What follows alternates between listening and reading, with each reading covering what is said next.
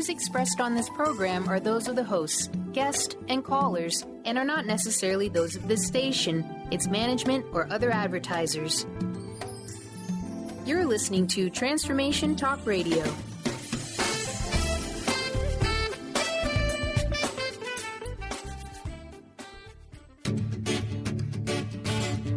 Get fired up for Spirit Fire Radio, your guide to practical mindfulness and meditation. Join hosts Tim Darter and Steve Kramer and discover how to add the mechanics of meditation to your day. Watch yourself connecting in a whole new way and find the amazing moments in life's routines that often pass us by. Add to your awareness with Spirit Fire Radio. Now here's your hosts, Tim Darter and Steve Kramer.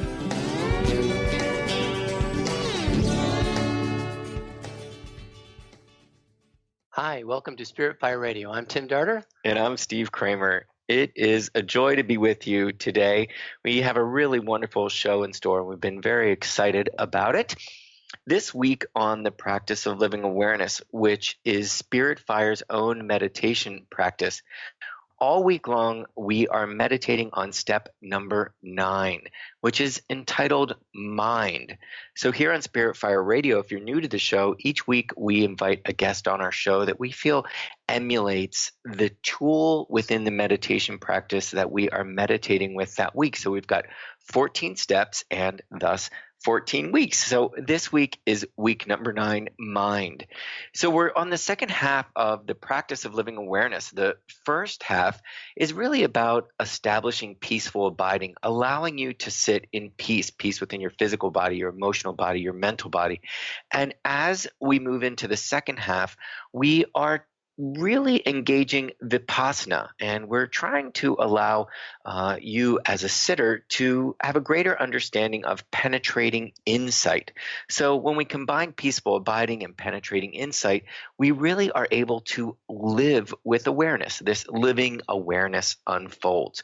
So the mind has got 3 states, and Donna Mitchell-Moniak, who leads our morning meditations online, she's got so much to say about mind. I really would ask you to tune in such a treat this week in this step. We talk during this step about the contracted mind, the expanding mind, and the emptying mind. And I won't go too deep into the emptying mind because that would be a year's worth of shows. But we all know the contracting mind, when we contract our mind around an idea and it just doesn't want to seem to budge. And the expanding mind, when we get into the realms of intuition, of inspiration, of creativity. And those two are both very effective, and we use them at various points in our days and in our lives to evolve, to help us come to a greater understanding of who we are and where we're going. So on to today's show. A few weeks back, we had Dr. Dorothy Riddle on the show, and we were talking about tip of the nose and focus. And it was a show dedicated to noticing the usually not noticed, which is inherent in that step. And her book, Moving Beyond Duality, offered so much juicy conversation about what happens when we move away from an us versus them mentality, really a this or that. Where is our focus, and how can we notice the usually not noticed? It was a wonderful conversation, so wonderful that we invited Dorothy back. Dorothy, welcome back to the show. Thank you very much. It is really a pleasure to have you back. And before we get into this conversation, I just want to tell our listeners a little bit about you. Dorothy Riddle's an author, a psychologist, an economic specialist, and the focus of her work is really bridge building. Building bridges of understanding among persons of different cultures, different economic, socioeconomic structures, different faith communities. Her lifetime of contributions to human goodwill, to dignity, to respect, to equality are humbling, to say the very least. She has written an amazing 3-part series of books. There are 3 volumes. It's called Enough for Us All, and that is the name of this series. We were talking about book number 3 in our last conversation, Moving Beyond Duality, and we're going to talk today about her second volume, Positive Harmlessness in Practice. So, Dorothy, when you were here before, I just want to tell our listeners, sometimes because of scheduling, we have got to pre-record shows. And we pre-recorded that show, and as it was aired live, the nation was just coming to grips with the awful violence that took place in Orlando, where we saw a shooter go into a nightclub and murder so many members of the gay community and their friends and loved ones. And it was really just a horrific scene, horrific to wake up to that news. And interesting that we had just talked about this us versus them. And is there enough for us all in this world we live in? So I found that we couldn't not notice that and couldn't not mention that in this show. And since then, just more news of just tremendous, really unthinkable violence around the world. So we're so happy to have you back on today, and so that we can wrap our heads around what's going on with this harm that seems to be pervading our life here on Earth as human beings. How was that as an introduction? Well, I think you're describing exactly the situation that we're in. And Steve, if I may, I would just like to interject at this point that keeping in mind that we are energetic beings, and that what we think, what our minds form, shapes our reality. We need to remember that there already are these massive thought forms of hatred and greed and jealousy that you can think of them as like a big thundercloud overlaying our universe because of all of the historic violence that's gone on. And so, to me, these events remind us that we cannot just stand idly by and let those thought forms continue to feed into this kind of violence. We have to think about what it is we are going to do. And that's what positive harmlessness is all about. Mm. And when you say that these thought forms exist and we visualize this as a cloud, on the back of the book, it says that within the book, you're discussing the fact that we have no collective experience of harmlessness because our habits of harm are so pervasive. Are they cloudy days for us here on Earth these days, do you feel, or is it sort of passing clouds? I'm curious what your sort of take on that. Well, just to expand a bit on the quote that you gave, if you think about your own life, think about what you see on the media, what you read, what you hear from other people, and then examine that from the perspective of harm. I think you'll find that our environment is it's riddled with this kind of harm. Even if you think about, what do people, when they gossip, what do they gossip about? They don't usually gossip about how wonderful somebody else is. They're talking about something that went wrong, some other problem. And as we talked about last time, a lot of this is literally invisible to us because it is so common. We don't even recognize it. We don't even understand the ways in which we harm ourselves and we harm others. So I would say we continue to be immersed in an environment where harm is considered normal, and that's very dangerous for us. That's what we need to fix. And I wouldn't say that by any means that statement is inaccurate. I know so many of us could even think of asking a friend, how was your day? And often their response is something negative and is something sort of oh, well, if this wouldn't have happened. We realize that we do actually really do default to that sort of cloud, if you will, which interestingly enough distorts the light. I mean, there you have it, when right. And we are constantly living around this negativity, we find it even more hard to connect to that light within. So I love that this book is with us and is available. There are so many wonderful exercises in these books. We mentioned that quite a bit in the last radio show, the effectiveness of these books and the clarity with which you write. So let's go back to harm. I'd love to ask, do you feel we're born free of the intent to harm? is this learned? Are we conditioned? Do we sort of come into this cloudy situation, and therefore it's harder for us even to grow and connect to that light because we're not exposed to it? We don't see it as often as the clear sort of the clarity that light brings. Born in this way? terms of, I'm sorry. In terms of my understanding as a psychologist, we are born joyous and cooperative. When you, if you're with an infant, yes, they cry. They cry for specific reasons, but they giggle, they laugh, and the research is that that our natural state of being with each other is cooperative. But that's not what we learn. That's not what we see modeled all around us. And I think it's important for us to remember that this whole issue of harm is very new to humanity.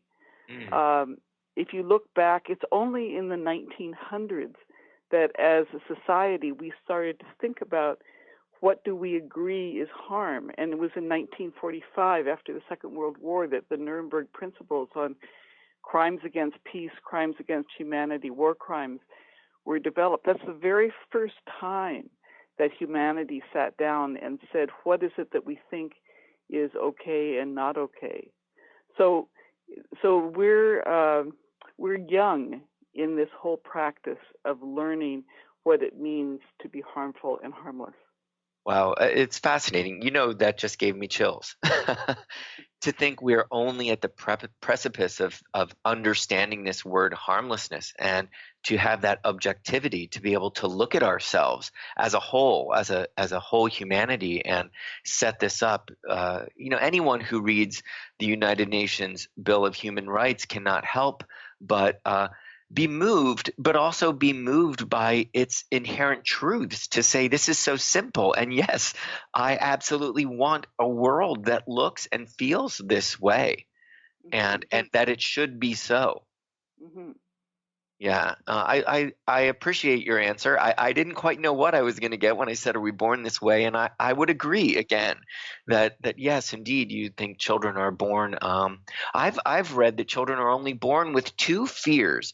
That is the fear of loud noises and the fear of falling. And those we think are inborn in order to be protective in their environment. Right? Yes, so they don't absolutely. tumble off the edge of a cliff, and they don't do that kind of thing. But when we think about the type of harm that we do to each other, any of you who are around young children, listen to them, and you will hear them mimicking what they hear adults say. Yes. And if adults are speaking respectfully and with dignity about other people, that's what you'll hear children say. If adults are being demeaning, disrespectful, prejudiced, that's what you'll hear children say. Yes, absolutely. So once this is then learned by children, can it be unlearned? And I mean, that process, boy, for some it must take a lifetime, for some quicker. Can it? Can this be unlearned? Well, it can be unlearned. The challenge for all of us is that we don't have a context in which we experience harmlessness on a regular basis. Some of us may feel that in our homes or in our intimate relationships or in some community that we don't experience that, but that means we would have to remain disconnected from the rest of the world, which isn't realistic.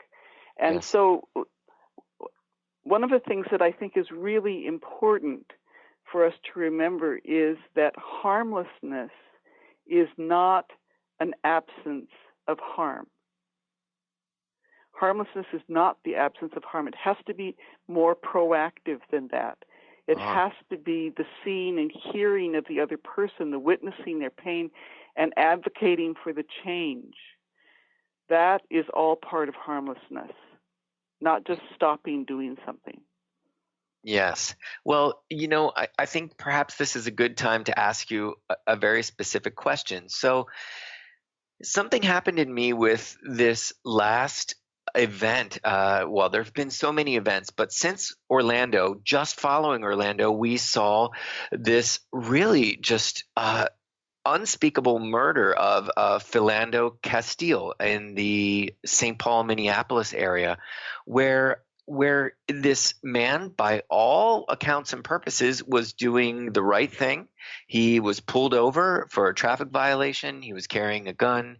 He basically said to the officer, "I'm carrying a gun." The officer asks him for his ID. He goes to pull it out, and he's shot dead in front of his partner, in front of a child, in his own car, doing the right thing.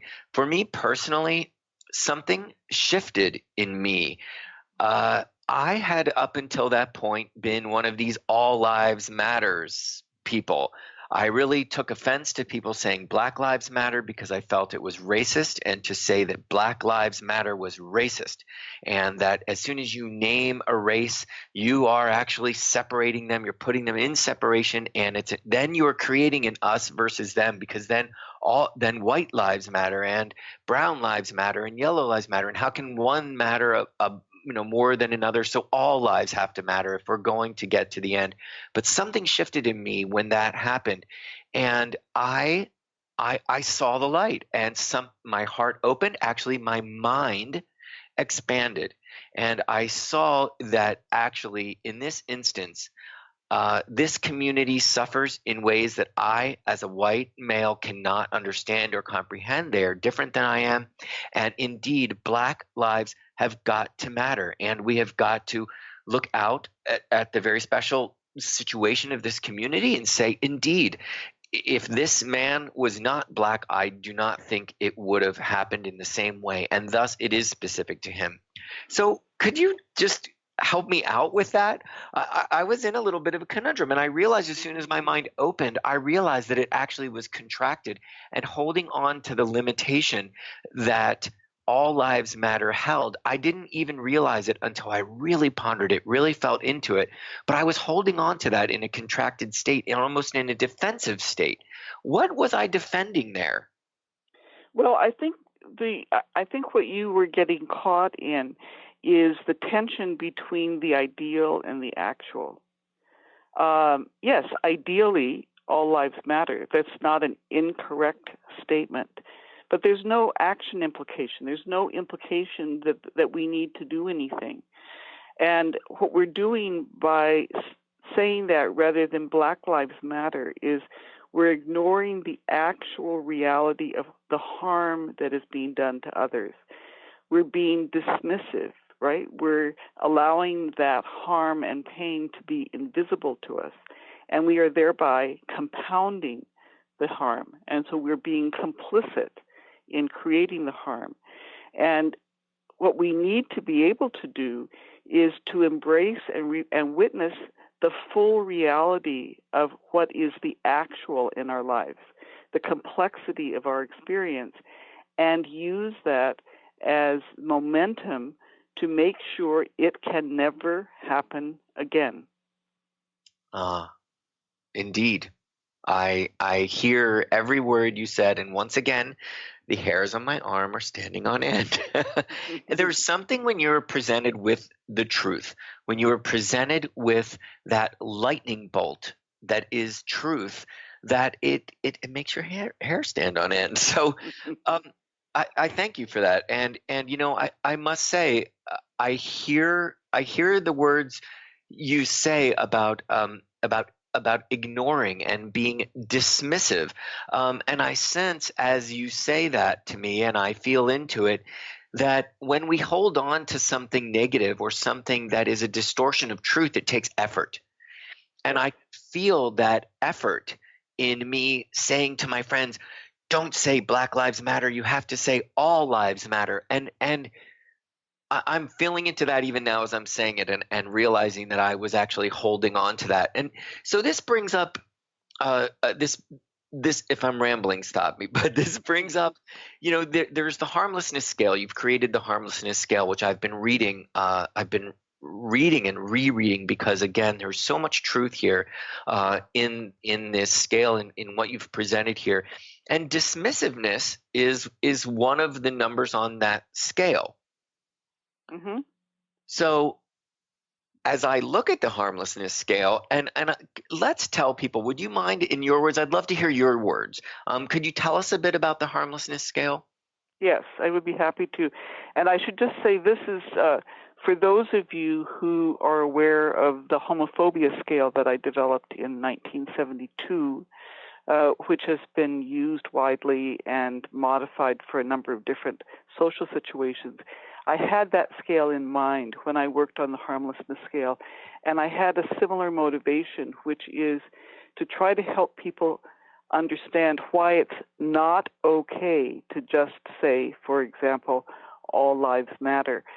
So the harmlessness scale goes from the extreme of harm to what I consider the extreme of positive harmlessness. And if you don't mind, I'm just going to go through those 8. Is that okay? I would love it. I would love it. Please do. So we start with brutality. This one is real easy, right? This is the physical violence that occurs when there is no obvious safe haven for somebody to get away from it.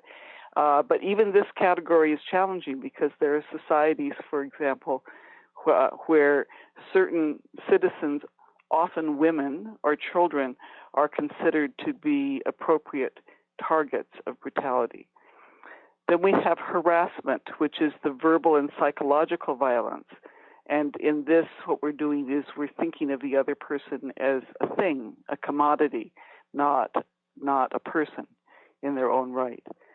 Then we have dismissiveness, which is treating other people as though they're of no account and not taking them seriously. And we do this with ourselves also. We dismiss our own intuitions, our own, what we feel should be priorities. Then we have defensiveness. So this is the refusing to admit that the violence has occurred or assuming that the victim asked for it, which is unfortunately a very common dynamic still in domestic violence and rape. So those are the 4 that are very obviously harm. And so then we come to the 5th step, which is abstention, and this is not being harmful. And so this is some people interpret the golden rule as this abstention from harm, but all you're doing is refraining, but you're not doing anything to change the situation or to intervene to prevent harm from happening. Then we have supportiveness. So this is more positive, but this is being supportive in a private capacity. So, we intervene, we console the victim, we express empathy and concern, but we don't do anything publicly or in the larger arena. Then 7 is nonviolence. So this is the zero tolerance, for jokes that are harmful or hurtful or the kind of casual harm that can occur, and the intervening to prevent specific harm from happening. But that also is not going to ultimately change things. So then we come to step 8, which I've called advocacy. And this is the committing to transforming the situations that traditionally call for violence and dismantling the structures that hold violence in place. And so that brings us to that 3rd book, The Moving Beyond Duality, because I believe that it is the us-them duality that allows us to be violent. As long as we understand that we are all interconnected energetically, and you are part of me, then if I hurt you, I understand that I'm also hurting myself. But if I can see you as distinct and separate, then I am able to initiate harm in a different kind of way, feeling that it might be okay. Wow, what a scale, Dr. Riddle. It is really something. And as you speak of these, when we get to transforming situations, there you have it. This situation has got to be transformed. I mean, so many situations have got to be transformed. And I can sense that, as my response to Black Lives Matter was actually quite up there in the harmful scale. I was on the harmful side in my dismissiveness, yet I actually felt that I was correct. So in a sense, on some level, it was a thought form. I mean, I had created this thought form that I was sort of taking refuge in, that was, well, I understand this to be harmless. And actually, I just was not quite so aware. It really took this situation to move me very quickly, to supportiveness and then considering advocacy. So I want to go into this more. We're going to go to a break. And when we come back, I'd like to talk about the ways that we might integrate this harmlessness scale into our own lives. And I'd like to talk a bit also about the scale, the Riddle scale that you created for homophobia, as that was a part of what we saw in Orlando, and actually, interestingly enough and shockingly enough, even a part of in America. We're talking to Dorothy from Canada, that is a part of our the Republican. That's a part of their political agenda, is this is to recondition, or I've blocked the words. So I'd love to talk about that when we come back as well. So we're going to go to a break, and we'll be right back with Dr. Dorothy Riddle.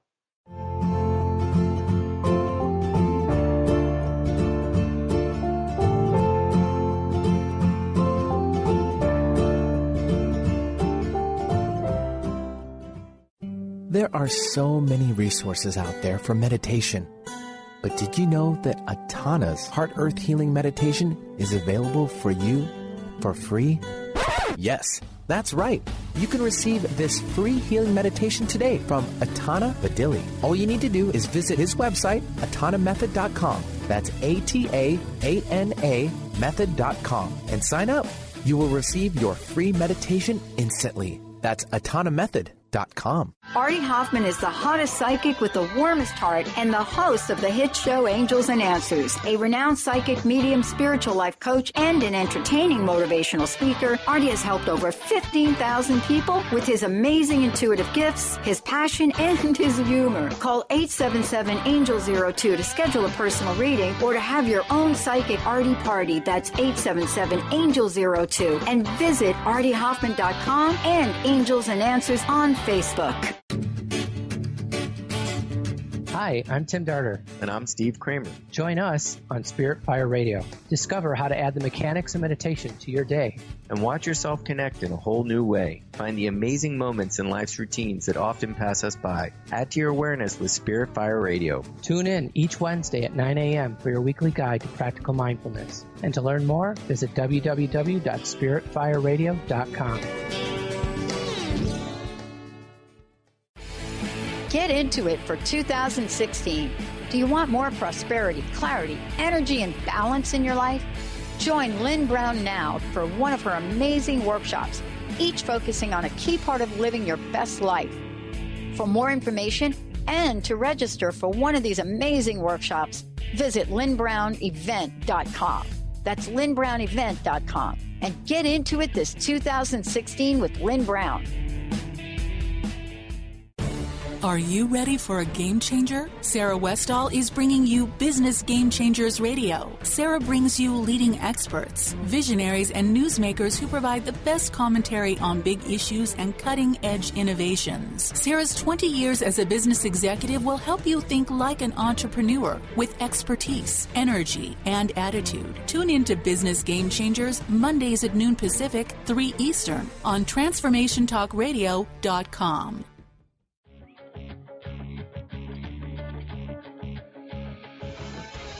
Hi, this is Leslie Fontaine, and my show is Sheer Alchemy on TransformationTalkRadio.com.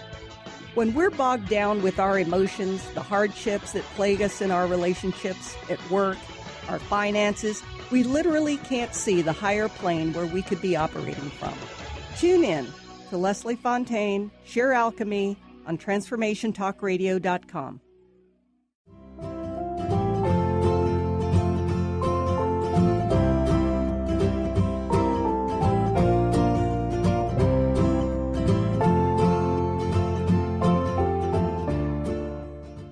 back to Spirit Fire Radio, where this week we're speaking with Dorothy Riddle. It's been such an intriguing conversation already. We are talking about positive harmlessness in practice. That is the title of Volume 2 of Dorothy Riddle's 3-book series, Enough for Us All. If you are interested in looking at these books, at reading about them, enough4usall.com talks about the principles of these books and everything that this amazing body of work that Dr. Dorothy Riddle is putting forward. So welcome back, Dorothy. Thank you. So I just want to correct one thing, Steve, from before the break. I am a U.S. citizen. I was born in Chicago. I'm actually a dual citizen. So this election is my election. Yes, it seems to be a global election. There seems to be so many points that are shocking us all, making us all really reflect on who are we as a humanity and what direction do we want to go. Again, who would think that this conversation could have even again gotten that much more relevant in the weeks since we talked about us versus them, and that we talked about moving beyond duality. We hear so much from this political campaign that really polarizes us, and this conversation, I feel, is so necessary right now, and it's just this political season is just going to get more intense. I hate to say it, but I get the sense that it's going to get that much more intense. So, what do we do? Well, we are in an environment where what I described before in terms of the thought forms, holding violence and greed and anger and jealousy in place, where we have a political figure leading a political party that is directly feeding into that in a very public medium, basically saying it's just fine to be harmful. It's okay to discriminate. You can call other people whatever you want from a public platform. And so to me, what that means is that we have to take very seriously how it is that we break down that thought form, how we dissipate the thought form without feeding extra energy into it. And it's so rare, again, as you say, that it's so pervasive, that if anybody's been watching, Tim and I have been watching, we watched both the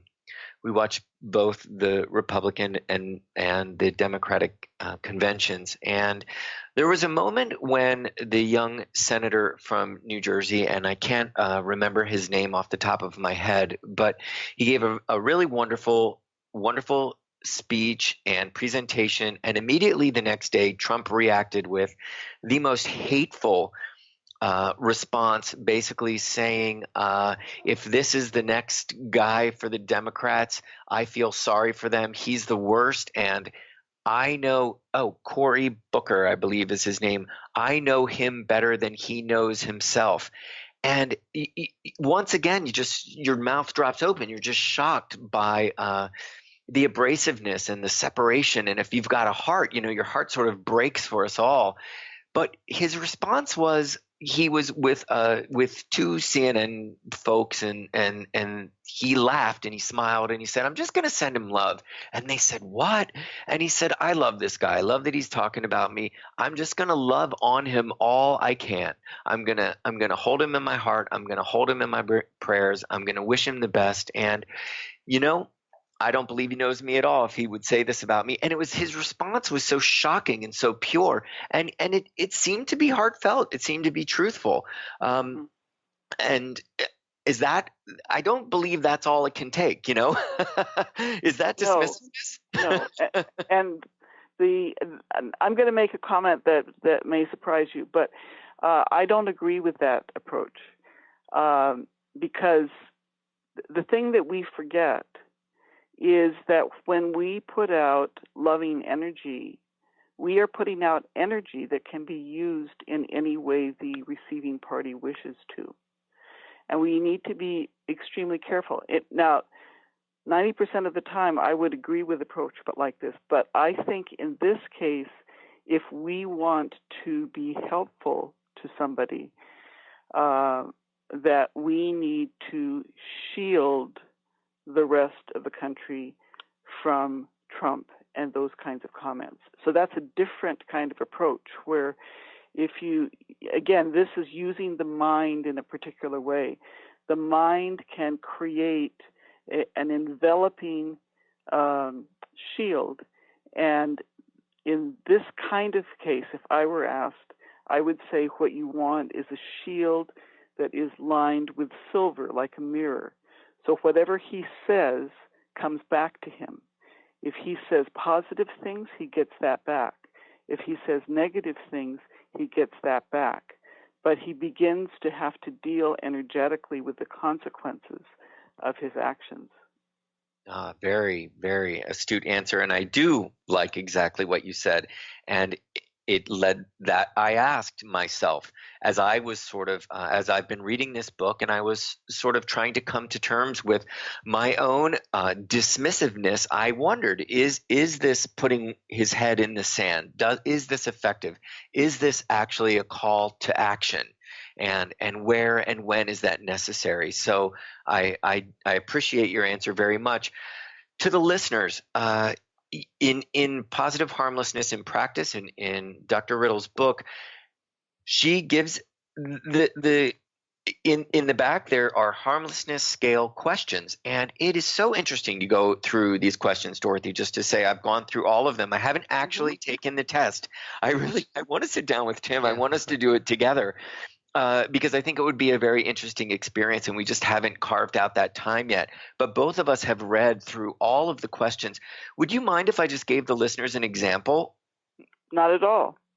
Okay, and I really haven't prepared one that I haven't prepared one, but I'm just going to kind of close my eyes and find one. How about if I read one? Oh, I would love it. Thank you so much. Okay. Let's do.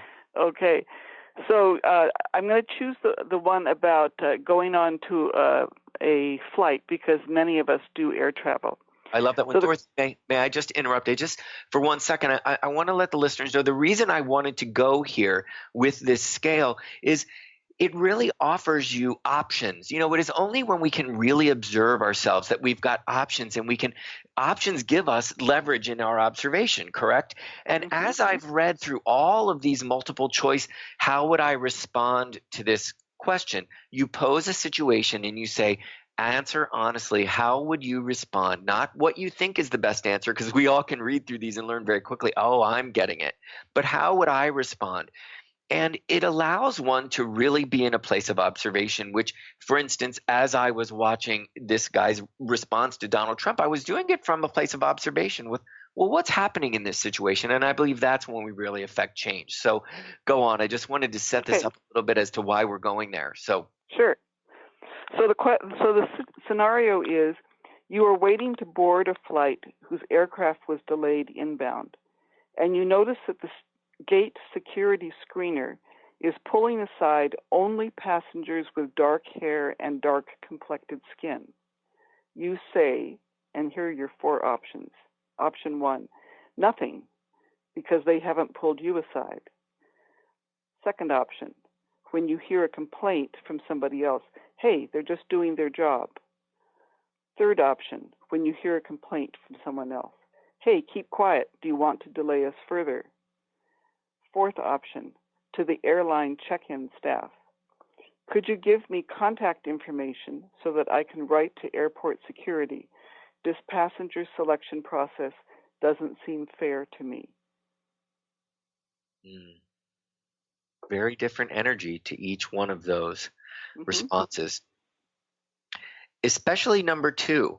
I find that to be interesting. The second one you mentioned, which is, hey, they are just doing their job. Isn't it interesting, that word, hey, how that becomes a sort of counter? It almost is a place of leverage. Like, hey, watch yourself. You know, if somebody else is complaining, that hey is to put them in a to stop them. And I don't want to make this whole show about like let's all talk about Trump any more than we need to, but it seems we need to. And so many of the responses we hear to him have that defensiveness of hey, stop right there, because one could say in a sense there could be a vibration of they're just doing their job that has a little less, it seems, intentional harm than a hey, they're just doing their job. So it's interesting how each word plays a part of that vibration. And so could you tell us a bit more? Like, tell us about doing nothing and they haven't pulled you aside. Well, that's that whole not getting involved, right? Because what you're doing is you're saying, I don't have any responsibility to change this scenario. I don't have any responsibility to move the world towards harmlessness. I'm just going to look at my own self-interest. Yeah. And might I just add one, we've all been there where we've seen somebody say, well, that guy looks like a terrorist. I'd pull him over too. I actually respected that you left that one out. But there you have, would that be considered brutality or harassment? Well, I think it's more psychological, so I would think of it as harassment. Yeah. Whether it's spoken out loud or not, it's that kind of attitude. And I want to ask you in harassment, and I'm backtracking a little bit. You had mentioned the word you had mentioned commodities, treating others as commodities. Could you explain that a little bit? Well, I think if you look at the literature on harm, and you look at the way in which we're harmful to each other, basically what we do, in order to be harmful, we have to make that person an other. We have to, and in that process, what we're doing is we are depersonalizing them. We're making them a non-person.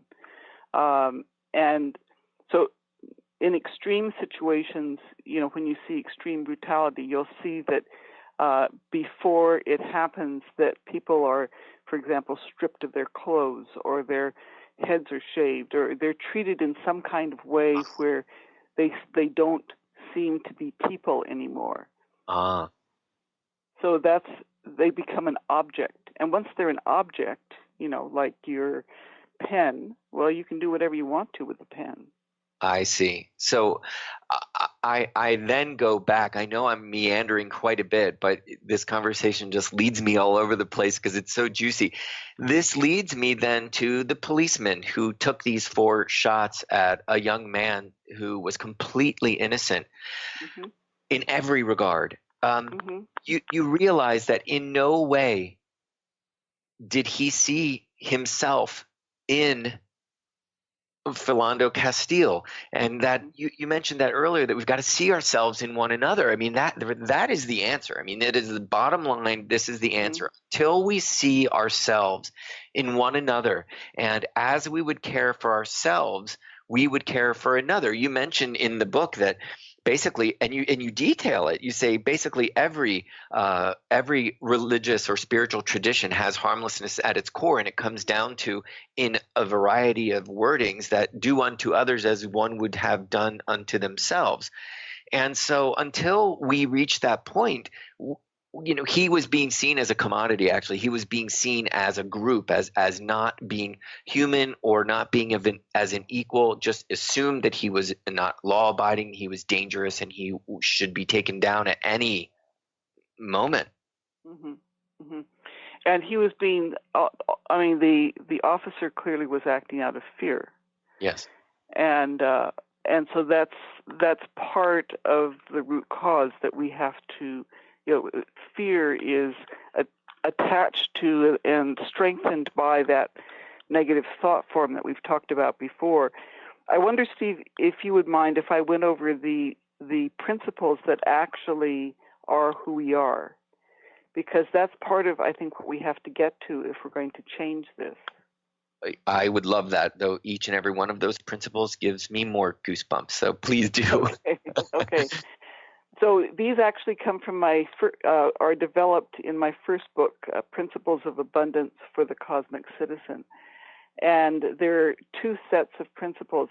All of this is based on scientific research. If you're interested, I've been very careful in all three of these books to not put in things that are just things that I feel or think, but to look to make sure that there's support for it.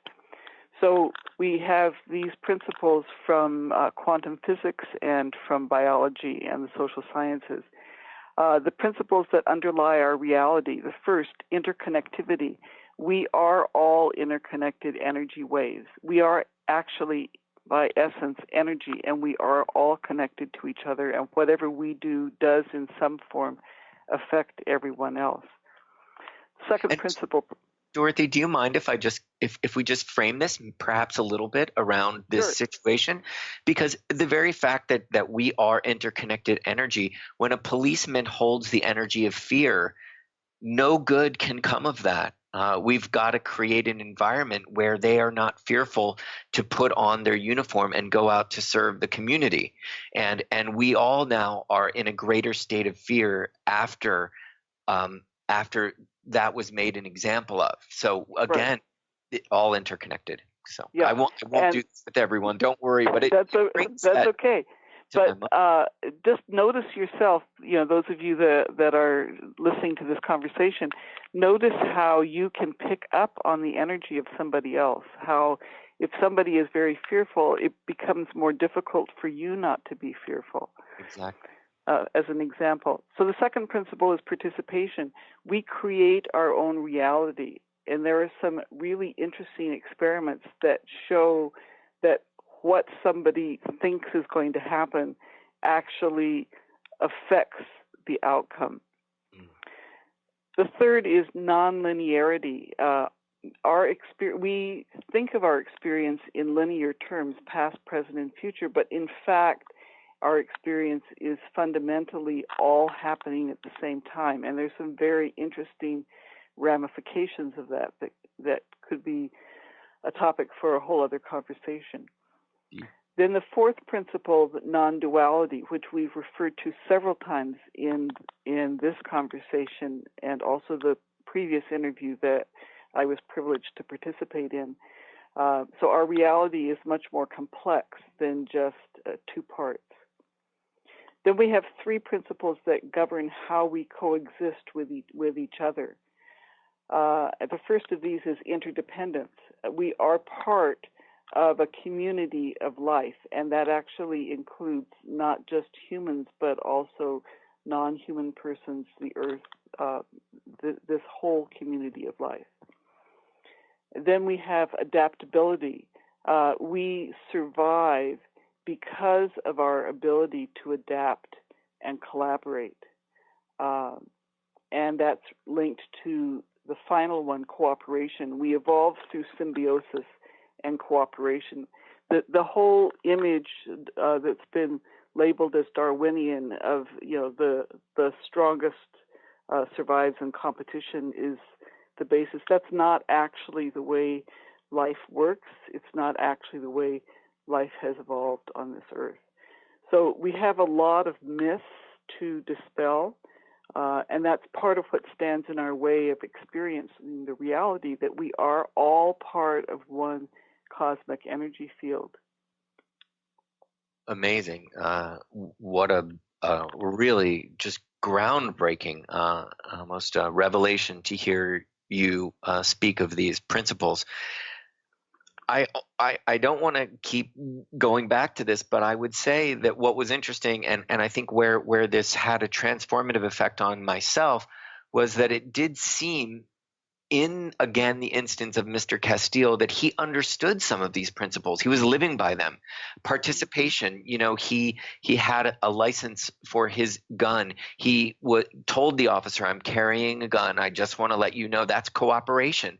Adaptability, he seemed to he was going somewhere, coming home from the grocery store. He pulled over. You can see in each one of these principles that it seemed he was living by these principles. And that's, I think, where we all see, okay, well, here is a Black life that simply did not matter. because it was not it was not engaged in a way that was even human. It was really a part of our coexisting reality. So.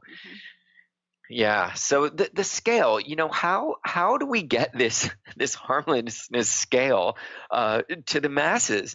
Tim and I were watching the news quite a bit as all of this was happening, and as we have been lately, and wondering, how can we get these 3 volumes of literature on the desk of politicians and policemen? And do you feel optimistic that this type of work that you've done is being done and is getting out there and is integrating into the system? And if not, what do we do? How do we get you a cape and superhero powers to have you fly these books into every single office and training program? How do we do it? What's going on? I'm not sure. It's been an interesting process for me because I've had, in many ways, over the years, a very public life. I've been recognized in a number of different fora, but for these particular books, they've won awards, book awards, and individuals tell me that the books are very meaningful to them. But it has been challenging to try to get these messages out in a broader context. And I do believe that, which is why I spent time writing these, that these are the things that we need to be thinking about. These are the things that we need to be understanding. These are the principles that we need to be using and working together. And I would be delighted to know how to help to move that forward. I don't know. Well, may it be so. And I really appreciate your honesty there in saying that indeed it has been difficult. And it is, as you say, the clouds persist. Try selling sunscreen on a cloudy day. Mm-hmm. I hear you there.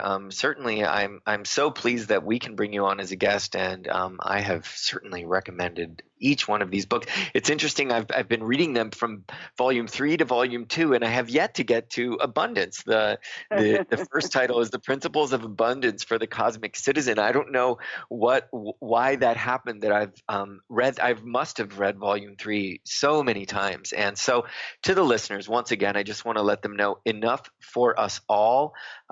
This is a 3-volume set by Dr. Dorothy Riddle, and again, you can find out more about Dorothy and more about this series at enoughforusall.com. Dorothy, we are approaching the end of this show. It's gone so fast. I really appreciate all that you've offered. And once again, I simply cannot say how indebted I feel we are all as a humanity to your contributions. Listen, as a gay man, I can tell you that your contributions to doing all that you can to see that equality and respect and dignity is restored, in places that it's lacking. It's just a heartfelt gratitude to you for all the work you do. You're welcome. So, Dr. Dorothy Riddle, please check it out, Enough for Us All. Dorothy, we're going to have you back once more, yes? Yes, I'd be delighted. Please invite me. You've got 3 books, and I feel like we're going to move to Principles of Abundance on the 3rd. And so it's been a wonderful sort of 3-part series. So listeners, listen, have a look at spiritfireradio.com. I believe it's in 3 weeks. Dr. Riddle will be back with us. It's been a real treat, and we thank you so much for all you do. You're very welcome, and thank you very much for having me on. Well, we look forward to chatting to you,